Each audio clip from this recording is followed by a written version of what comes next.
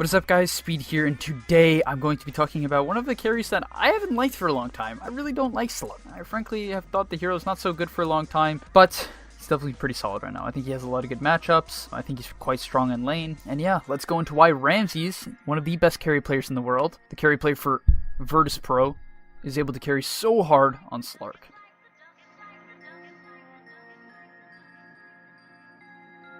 So first off, the first thing I want to note is he takes Essence Shift level 1. This is something to consider against double melee. However, you should consider that in some lanes it is appropriate to take your pounce so that you have disengage potential, right? You notice that due to the Essence Shift, he's able to trade very effectively, and it actually ends up killing the Pango due to his reduced health pool and the fact that he has less attack speed and damage to kill the Shadow Demon. You notice the first item he picks up is a Quelling Blade. Now, I'm not going to go all the way back, but essentially just take this in consideration on all carries. He starts with, very common nowadays, he starts with 6 Tangos, a Stout Shield, and a Branch, and that is it. That is it. And then, due to the fact that he has a lot of gold saved over, no matter how many bounty runs his team gets, he's going to be able to get his Quelling Blade right away. And what you need to understand is that denies and last hits are everything in lane. What you're going to notice by the end of the lane is that no matter how the lane went in terms of kills, he would still just win on last hits. And that's more than enough to win the lane. Now at this stage of the lane, you're going to notice that Ramses is just fishing for pounces. Literally, he's a fish going for pounces. And in this case, like, you want to catch your opponent off guard. So if you're just constantly like walking at them, fishing for a hit, looking around, and making it obvious that you're going to go for them, you're not going to hit them. But what he does is very unexpected, just sort of in the middle of the lane, hits the Pango with a nice little pounce, and you notice that takes away half of his HP. This is the strength of the Essence Shift. Once you get one hit in, it's really just a quick snowball effect. It doesn't take long before you're hitting for 80, 90 damage in attack, especially as the lane goes on. However, what's important to note is that once the lane develops, right after he goes for this harass play on the Pango, what's his immediate instinct? It's not to continue chasing, it's not to continue zoning, it's to get the last hits and denies. This is everything, guys. Zoning is good, but you have to zone in the purpose for creeps, right? You zone and go for kills so that you can win the creep war, not the other way around, right? Zones now immediately getting to every single last hit. He doesn't miss any, and this is crucial. Right? Like, if you're a carry player and you feel like you can't outlast hit your offlaner, then you're in a really bad spot. Frankly, like, you just have to get good at hitting the creep last. It's sort of as simple as that. Now, once again, you're going to notice here, right, he's pretty strong. He's a level 2 Slark against 2 melee heroes, but he's prioritizing the denies. It's that simple. Just get the denies, let your support zone if they're in a position to do that, and win your lane in the early levels by applying proper pressure, and then, after you win your early level waves, then you can shift over and right help. In that case, he unfortunately gets disarmed at a really bad time, but still, like, overall, you can notice it's not a chase war. Even though he was low, and he's in a position to die potentially, you know, considering Slark is very good at killing Pango, especially with this Orb of Venom build, he's still back to the wave, getting the last hits. It's a balance. You cannot do one or the other. It's not chase into chase into chase, and it's not CS into CS into CS. You can't tunnel vision on one or the other, or else you're just not going to have the proper impact in the laning stage. Really, guys, I hate to say this, but I feel like I just said this, and I'm going to say it again. If you can't last hit well and get all the last hits, you know, it's going to be hard for you to go up in MMR. Really, it's everything. If you get all the last hits in the first wave, you can get your Wraith Band ASAP. If you get all the last hits in the second wave, you're going to be able to get your Orb of Venom. It's a snowball effect, right? In this case, he could get boots. A lot of Slarks would get boots. He's opting to go for Midas, I guess because his lane is that good. But you can just tell, like, what his idea here is and how easy it is for him to execute it due to the fact that he just has, let's look at this, 24 more last hits than the Pango as he dies, right? He dies. But still, let's look at the net worth. He dies. It's not even close. This kill means nothing. It means nothing, guys. In fact, let's look at the swing. This is before he dies. Pango is at 880. I think the Pango actually gets quite a bit of gold. Yeah, Pango goes up around 300, right? So that's pretty good for Pango. Obviously not optimal, but however, it's not going to throw Ramses into the gutter. You don't want to feed. Obviously, your intent is not to die. You're not trying to kill yourself. However, if you're winning the CS battle hard enough and you focus on the creeps, it won't matter nearly as much. And that's why it's all about the balance. I've been watching a lot of somewhat lower number players lately, and what I notice is that they just tunnel vision and won't go for certain creeps. You notice Ramses is on every single creep, every single one, you know, that is contestable, right? This creep, for instance, he's not going to go for. It's under tower, all right? He's not killing himself. However, every single potentially denied and last hit creep, he's on. Every single one, without exception. That's important. You just simply have to be disciplined and focused enough to go for every single creep. That's it. Also, your camera has to be up. Trust me, look at your last game, carry, support, blah, blah, blah, whatever it is. You look at your camera and you'll notice, if you were to shift it up a bit, you would see that you're missing a creep, or you're missing a deny, etc. Like, it's actually so prominent that his camera is basically always in front of him to see what's going on. You notice he saw the creeps that are dying, he realizes he can't contest them, however, he's still checking, right? He wants to see what the situation is going to be like. Alright, upcoming here, he gets 2 kills, and let's explain how he does it. So first off, he approaches the kills not by immediately running at them. This is often something that will catch people off guard. Basically, the best way to kill people and catch them in a position where they're not ready to respond to some sort of kill attempt is to act like you're going to go for the creeps. Not only that, he actually does want these creeps, right? That's pretty reasonable. It's actually a lot of CS. In fact, this nuke's going to get them for him, regardless. But you notice then, it's simply an easy kill, right? The Pango isn't backing. If he ran straight at the Pango in a straight line from those trees, I guarantee the Pango would have immediately ran straight backwards, and it would have been a much harder kill attempt. Might sound small, but it's really everything. And then here, you're going to notice really proper attack moving. Gets the attack off, instantly running towards him. Hit, move towards him. And then even allows the Dark Pact to finish off the kill, moving to his level 6, and now there's basically no way he can lose this lane. Infinite regen. And this is the last thing I'm going to say about the laning stage before we move on, but I often will see a lot of players lose their lanes in advantageous matchups, and really the simple fix is to simply put a priority on creeps. And I know I'm saying it again, but really you have to understand that the reason that when your kills don't matter, they don't matter, guys, it's because you kill people and then immediately lose complete control of the creep wave in an advantageous lane. You have to pressure, chip them down, chip down the enemy, hit, back up, hit, back up. And then when they're in low enough for a quick kill, then you go in for it, and immediately, off the backup of the kill, you focus on denies. Look here. The Pango wants that last hit. No chance! He's going to contest it. No chance! This Pango is level 5. He's contested a lot of waves. You know, he hasn't necessarily, like, run the Pango out of the lane. You know, Pango's still getting XP. He's laning with the Shadow Demon. It's not some, like, giga lane dominating lane. It's just one in between. And yet, he's still in a great place to win the lane, right? He's still ways ahead of the Pango. Upcoming here, you're going to see a lot of creativity, and this is just a great play I want to show off to you guys. Essentially, they thought he would run down. Instead, he jukes off to the right, and they might have guessed that he went this way at this point due to small micro movements. However, he pops out of nowhere and catches the Pango. Alright, this is going to be the last thing I talk about for the landing stage. Then officially, we're moving on to the mid game. But look at his items. He gets this Midas, right?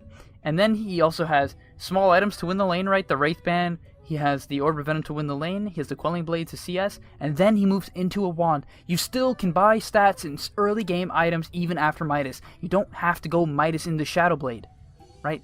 You can buy these smaller items. The Wand, the Crown for the drums, etc. You want to continue pressuring your lead, and these are the items that allow you to do it, not Shadow Blade, right? Shadow Blade's, you know, it's great. It's great. I'm not going to say, like, Shadow Blade doesn't help you get kills. That's not true. However, Shadow Blade costs 2,800 gold, while a wand that can save you or get you an extra kill by allowing you to get a Pounce or a Dark Pact off is what will get you a kill and get you to that Shadow Blade even faster. Okay, right here, Ramses went back to base. He had no mana, and now he TPs into the lane. Instant Midas usage, very efficient, but what we want to look at here is how he takes the fight. What does he do in order to win this fight, right? So the first thing you're going to notice is that, you know, he pops his Dark Pact early, right? You want to get your spells going.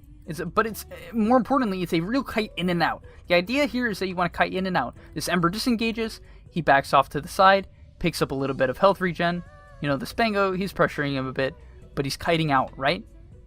Now, even though he's low mana, look what he has, his wand. And he's going to kite in the trees, wait for a little bit of HP regen, and then kite back in, right? Sure, he doesn't find anyone here. However, that's the general premise of fighting in the early game of Slark, right?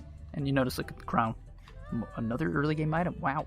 So after he goes for this top gank, he's going to chase an Ember towards mid, and you'll be like, well, this is a waste of time, your team's pushing top. Well, his team's fine top, first off. But more importantly, he chases here, and off his chase, there's a mid-wave, right? There's a mid-wave, so he's sort of spreading out the farm, right? 33 on the Lone Druid, who's basically their second carry, is going to be farming the top lane, and he is going to farm mid lane. He's spreading out the farm. If he stayed top and just went to push with them here, which is completely unnecessary due to the fact that they have a Lone Druid, he would be splitting the farm with a hero that really needs it, right?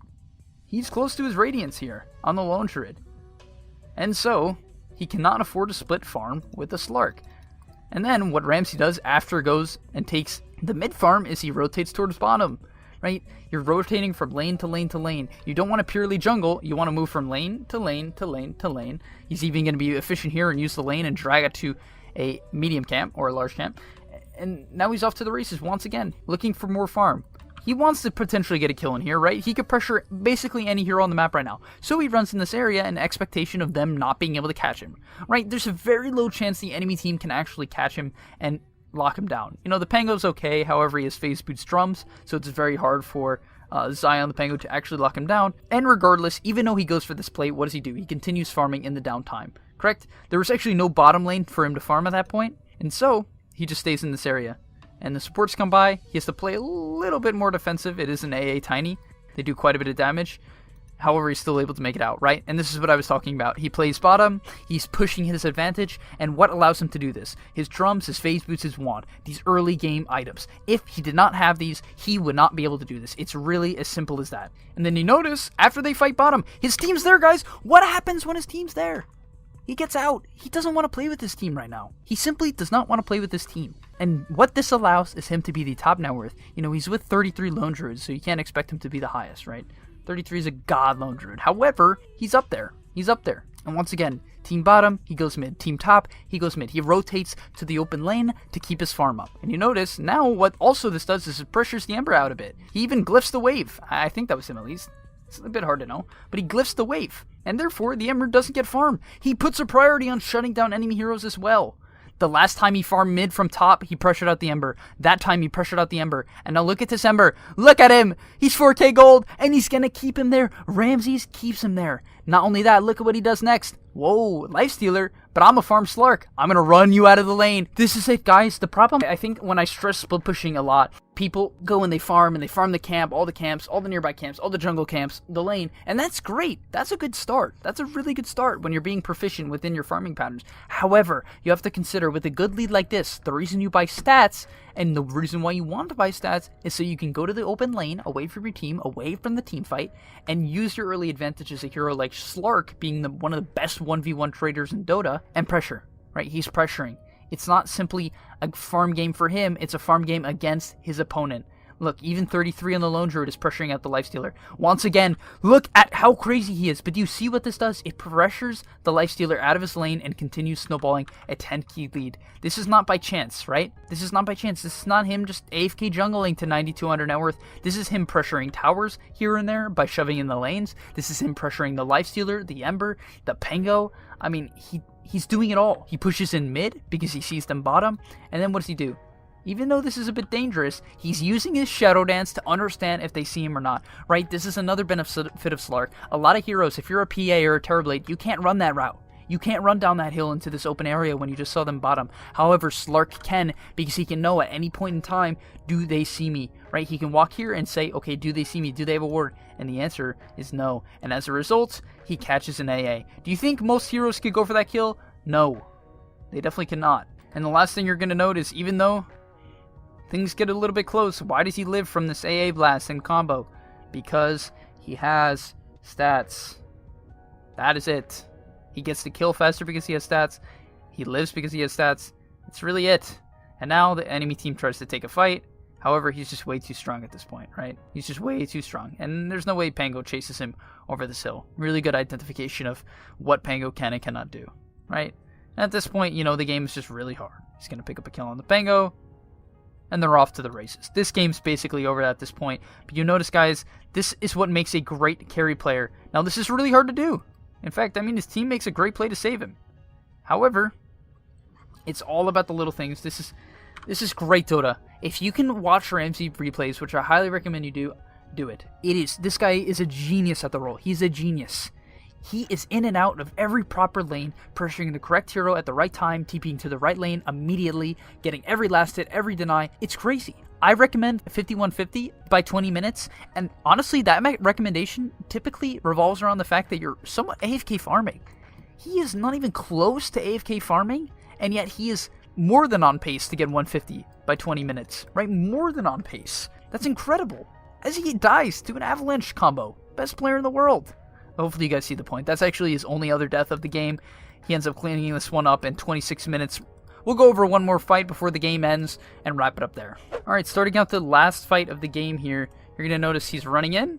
He has this BKB, and he's able to bait them out, right? This is why running in and building something like a BKB and Diffusal and Shadow Blade is much better than going for items like Shadow Blade. It actually allows you to man up in these situations, and not only that, it gets him a kill on the AA, and what happens? His team is able to clean up, right? He baits them in, due to the fact that he's a BKB, strictly that. Like, if he doesn't have this item build, he can't make that play. He would just insta-die, right?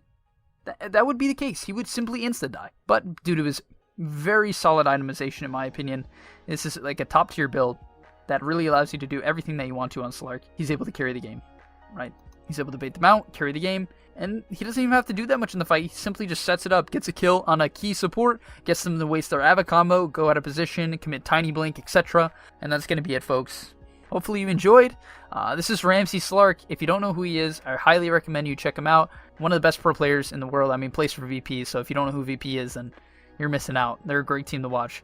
And thank you for watching. If you enjoyed, please do like and subscribe. Leave a comment down below who you think the best carry player is in the pro scene. I'd be happy to know, and I'll see you in the next video. Hey guys, before I leave you, I just want to remind you that over at GameLeap.com, you can check out guides just like this one, made by top-tier pros. It will help you gain MMR faster, it will help you learn the game much more in depth, and overall, just increase the experience of your Dota gameplay as you will crush your opponents simply by knowing more than them.